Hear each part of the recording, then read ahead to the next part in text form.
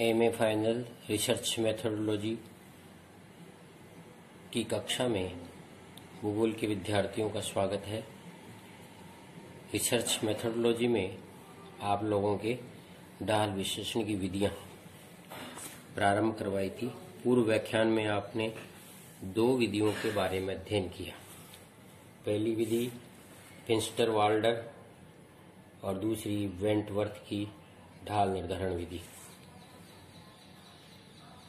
आज के व्याख्यान में तीसरी विधि जीएस स्मिथ की विधि के बारे में अध्ययन करेंगे।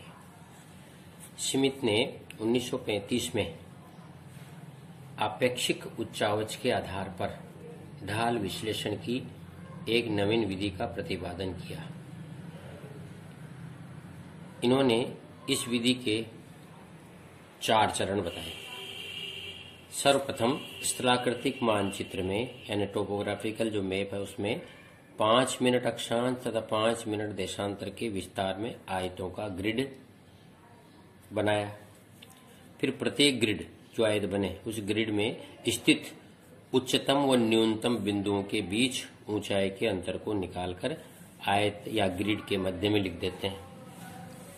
अब एक अलग कागज पर ग्रिड वाले आधार मानचित्र को खींचकर उन्हें ढाल के बढ़ते अंतर वाले स्थानों को मिलाते हुए समान रेखाएं खींचते हैं और समान रेखाओं के बीच में ढाल के बढ़ते क्रम को छायांकित कर देते हैं और इस तरह से भू-ढाल मानचित्र तैयार हो जाता है।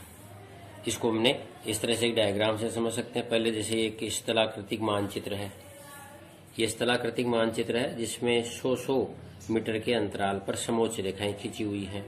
सर्वप्रथम हमने 5 मिनट अक्षांश और 5 मिनट देशांतर के अंतराल पर ये एक ग्रिड बना लिया। ये ग्रिड बना दिया। इस पे ये समोच्च रेखी मानचित्र है। हमने कहीं से भी समोच्च रेखी मानचित्र ट्रेस किया और इस समोच्च रेखी मानचित्र पर ये आयतों का ग्रिड बना दिया। 5 मिनट अक्षांश और 5 मिनट देशांतर, लॉन्गिट्यूड एंड लोटिट्यूड, ये इस पर हमने बना दिया। अब इनका अंतर, समोच्च रेखाओं के बीच का जो अंतर है वो निकाल लिया। जैसे यहाँ ये 1000 अड़ी और 1100 तो 100 का अंतर है, 100 लिख दिया। यहाँ 1100 के बाद ये 1200 की समोच्च रेखा आ गई, इसमें भी 100 का अंतर है। फिर इस ग्रिड में 1200 के बाद 1314 की समोच्च रेखा है तो 200 का अंतर आ गया, लिख दिया। फिर इस ग्रिड में केवल एक ही समोच्च रेखा है 1400, इसलिए 100 का अंतर है। फिर नेक्स्ट में 100 का अंतर है, इसमें भी 100 का अंतर है। यहाँ 2 समोच्च रेखाएं क्रॉस कर रही हैं तो 200 का अंतर आ गया। यहाँ एक ही समोच्च रेखा है तो 100 का अंतर आ गया। इसी तरह से इस ग्रिड में 100 का आ गया। अब इस ग्रिड में देखिए, इस ग्रिड में 1200, 1300 और ये 1400, 3 समोच्च रेखाएं निकल रही है तो 1100 से 1400 के बीच 300 का अंतर आ गया। फिर दूसरी में एक समोच्च रेखा और 2 समोच्च रेखाएं निकल रही है, 200 का अंतर आ गया। इसमें एक समोच्च रेखा 100 का अंतर आया, इसमें 200 का आया, इसमें भी 200 का आया, इसमें 100 का आया। एक ही समोच्च रेखा क्रॉस करी, इसमें 100 का आया। इसमें 2 हैं 200 का, इसमें 2 हैं 200 का, इसमें 2 हैं 200 का, इसका 100। इस तरह से हमने ये समोच्च रेखा के अंतराल को इस ग्रिड में लिख दिया। अब एक अलग ही कागज पर ग्रिड वाले आधार मानचित्र को खींचते हैं। इस ग्रिड वाले को ये आधार मानचित्र खींच लिया। अब ये समान वाले भागों को मिलाकर हम क्या करते हैं, समोच्च रेखाएं खींचते हैं। ये खींची एक, फिर ये दूसरी खींची, ये 200 वाली,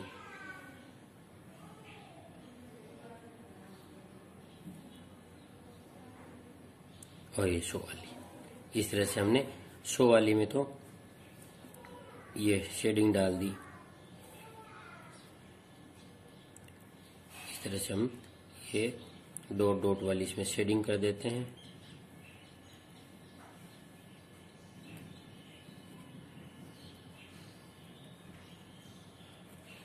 इसमें लाइनिंग कर देते हैं।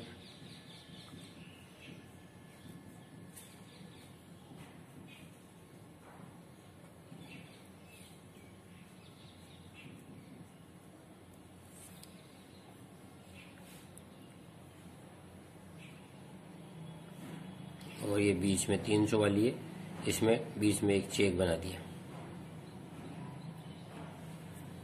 इस तरह से ये भूढाल मानचित्र बन गया। इसमें इंडेक्स हम इनको दिखा देते हैं। जैसे इंडेक्स बना दिया, ये इंडेक्स बनाया 100 मीटर से कम लेस देन, ये इंडेक्स बना दिया 100 से 200, और ये इंडेक्स बना दिया 200 से अधिक। इस तरह से स्मिथ ने केवल अंतराल के आधार पर ही ये बनाया। स्मिथ की जो ये विधि है, ये विच्छेदित पठारों और क्षैतिज शैल और संरचना वाले मैदानों के उच्चावच प्रदर्शन के लिए तो उपयोगी है। यानी में कोई विच्छेदित पठार है या क्षैतिज चट्टानों की जो संरचना वाले मैदान है उनके लिए तो उपयोगी है, परंतु भूगर्भिक दृष्टि से संश्लिष्ट प्रदेशों की उच्चावच भिन्नताओं को प्रकट करने के लिए ये अल्प उपयोगी है, कम उपयोगी है।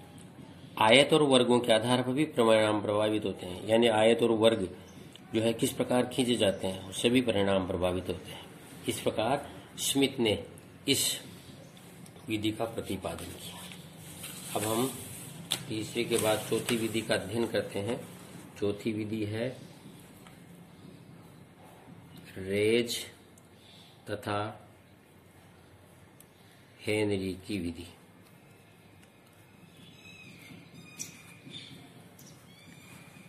यानी रेज और हेनरी ने ढाल विश्लेषण की विधि को प्रतिपादित करने से पूर्व जीएस स्मिथ की आपेक्षिक उच्चावच विधि को न्यू इंग्लैंड प्रदेश, इन्होंने स्मिथ की विधि को न्यू इंग्लैंड प्रदेश, न्यू इंग्लैंड का ढाल मानचित्र बनाकर निष्कर्ष निकाला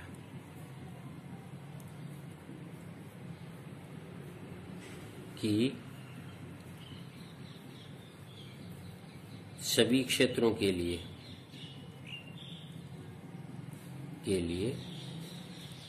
स्मिथ की विधि उपयुक्त नहीं है, उपयुक्त नहीं है। अतः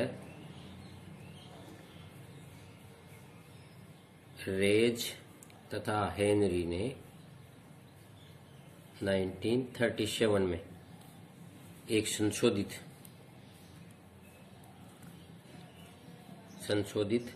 विधि प्रतिपादित की, जिसमें निम्न प्रक्रिया बताई। यानी हेनरी और रेज ने क्या प्रक्रिया बताई कि सबसे पहले तो समोच्च रेखी मानचित्र पर 5 मिनट अक्षांश एवं 5 मिनट देशांतर के आयत के बजाय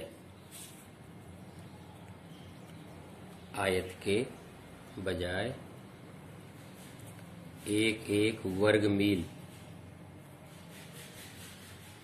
क्षेत्रफल प्रकट करने वाले वर्ग खींचे।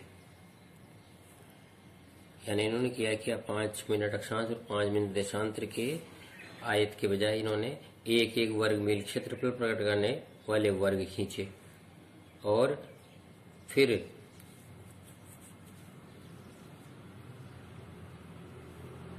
इन्होंने क्या किया, स्मिथ की विधि का प्रयोग किया।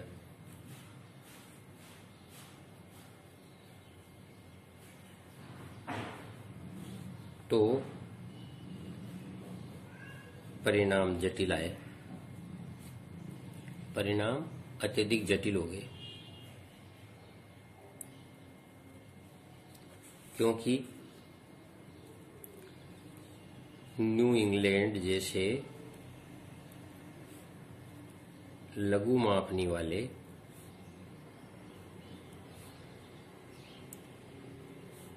मानचित्र के लिए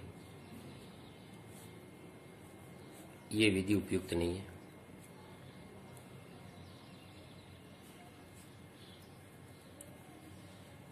अतः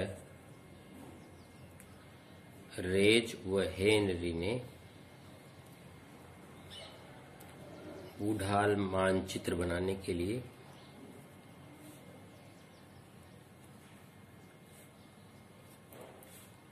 क्या किया, किसी एक कागज पर मानचित्र की मापनी और समोच्च रेखा के अंतराल को एक समोच्च रेखा घनत्व सूचक क्या किया इन्होंने, कंटूर डेंसिटी इंडिकेटर बनाए,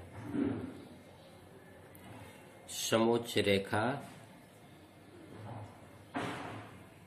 घनत्व सूचक बनाया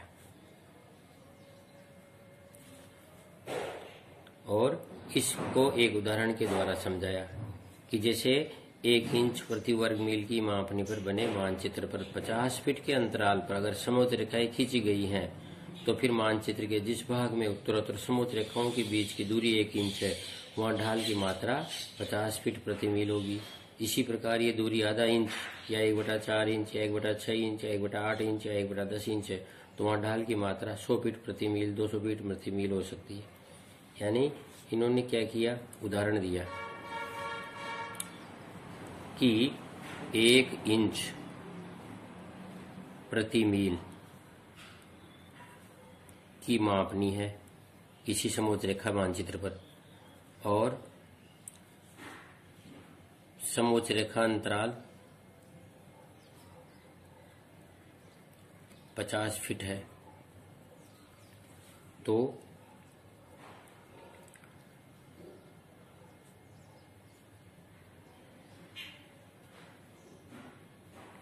ढाल की मात्रा कितनी होगी, ढाल की मात्रा 50 फीट प्रति मील हो गई।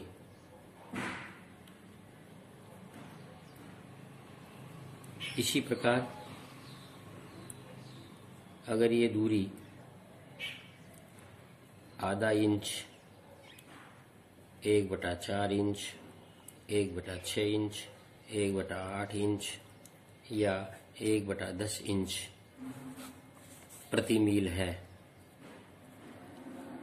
तो ढाल की मात्रा 100 फीट प्रति मील 200 फीट प्रति मील 300 फीट प्रति मील 400 फीट प्रति मील और 500 फीट प्रति मील हो गई। इस तरह से निकल कर अतः इसी प्रकार 6 इंच लंबी रेखा खींचकर 6 भागों में बांट लें और दाईं वाले दूसरे, तीसरे, चौथे, पांचवें, छठे भागों को क्रमशः हम अगर 2, 4 और 6, 8 तथा 10 भागों में विभाजित बांटते हैं तो हेनरी की विधि से वृहद मापनी पर बने स्थलाकृतिक मानचित्र को लगातार एक समान दूरी पर बनी समोच्च रेखाओं वाले छोटे छोटे भागों में बांट दिया जाता है और समोच्च रेखा घनत्व सूचक की सहायता से प्रति मील ढाल ज्ञात करके हम भूढाल मानचित्र बना सकते हैं। यानी एक बार इस विधि को समझिए। रेद और हेनरी ने क्या किया, सबसे पहले स्मिथ की विधि को न्यू इंग्लैंड के ढाल मानचित्र बनाकर निकाला। उन्होंने क्या किया, समोच्च रेखी मानचित्र पर 5 मिनट अक्षांश और 5 मिनट देशांतर के आयत बनाने के बजाय एक वर्ग मील क्षेत्रफल पर प्रकट करने वाले वर्ग खींच दिए और फिर जब उसको परिणाम निकाले तो जटिल परिणाम आए और फिर उन्होंने निष्कर्ष निकाला कि न्यू इंग्लैंड जैसे लघु मापनी वाले मानचित्र के लिए ये विधि स्मिथ की विधि उपयुक्त नहीं है। अतः रेज और हेनरी ने भूढाल मानचित्र बनाने के लिए एक आधार लिया कि कंटूर डेंसिटी इंडिकेटर निकाला जाए, यानी मापनी के अनुसार समोच्च रेखा का जो अंतराल है वो निकालकर समोच्च रेखा घनत्व सूचक निकाल लिए जाएं और इसके आधार पर हम भूढाल मानचित्र बनाते हैं। इन्होंने देखा कि 1 इंच प्रति मील की मापनी है, अगर 1 इंच बराबर 1 मील, ऐसा कोई 1 इंच बराबर 1 मील की कोई स्थलाकृतिक मानचित्र है तो हम समोच्च रेखा अंतराल निकाल लेते हैं। जैसे अब यहाँ समोच्च रेखा अंतराल 50 फीट का है, यानी उसमें समोच्च रेखाएं 50, 50, 100, 150 ऐसे खींची हुई हैं तो ढाल की मात्रा क्या हो गई, 50 फीट प्रति मील। तो इसको इस तरह से समझ सकते हैं कि इन्होंने ऐसे भूढाल मानचित्र पर ये निकाल लिए। जैसे इसमें 50 फीट प्रति मील है, तो कैसे निकाल लिया, ये 50 फीट, यहाँ 100 फीट है, यहाँ 100 फीट है, ये 50, ये 50, यहाँ 100, ये 200, ये 50, यहाँ है 100, ये 200, ये 300, ये 100, फिर ये 50, 100, 200, 100, ये ऐसे निकाल लिए। तो इन्होंने क्या किया, अगर ये इस तरह से जो है प्रति मील अगर ढाल की मात्रा ज्ञात हो गई, तो इसको हम समोच्च रेखा से अंतर्वेशन कर सकते हैं।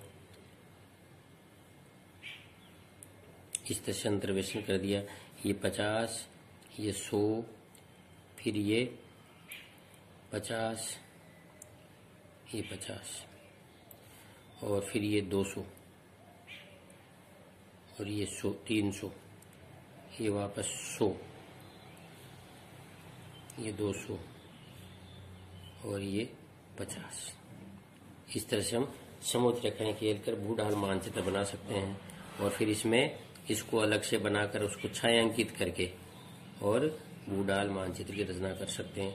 जैसे ये आ गया, ये 300 का, ये 100 का, ये 200 का, ये 50 का, ये 50, और ये 200। तो 50 को हमने इस तरह से डॉट डॉट कर दिया, ये शेडिंग डाल दी। 200 को हमने लाइनिंग कर दी, 100 को हमने डैश डैश कर दिया,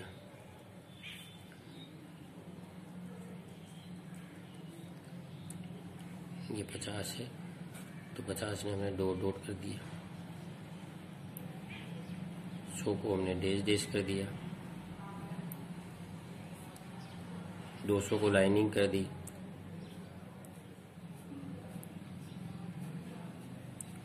और 300 को हमने चेक बना दिया। इस तरह से ये भूढाल मानचित्र बन जाता है। तो हेनरी और रेज ने ये विधि विकसित की, जिसमें इन्होंने प्रति मील जो है वो समोच्च रेखा का अंतराल निकालकर और उनको लिख दिया जाता है, और उनसे अंतर्वेशन से ये समोच्च रेखी मानचित्र बना देते हैं। इस तरह से ये समोच्च रेखी मानचित्र बनाने की जो है ढाल मानचित्र तैयार करने की विधि रेज और हेनरी ने बताई, जो कि सभी प्रकार के धरातलीय क्षेत्रों के लिए उपयुक्त मानी गई है। धन्यवाद।